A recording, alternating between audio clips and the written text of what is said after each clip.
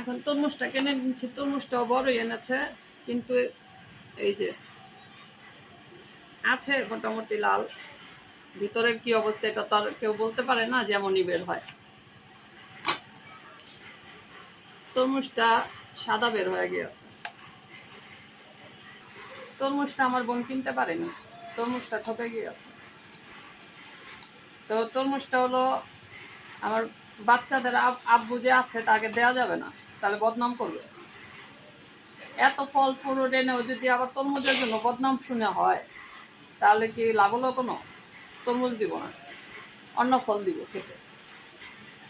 তরমুজ বাদে অন্য ফল খাবে, আর যদি প্রশংসা না করে তাহলে তো খবর আছে। এখন দেখা গেছে একটা জিনিস ভালো না, ওইটারই বলতে থাকবে বারবার।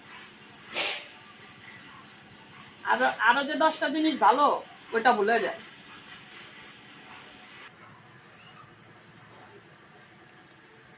এখানে তরমুজ আর আপেল আর মালটা কেটে নিয়েছি, এখন বাকি গাছগুলো গুছিয়ে নিব। সবাই ভালো থাকেন, আল্লাহ হাফেজ।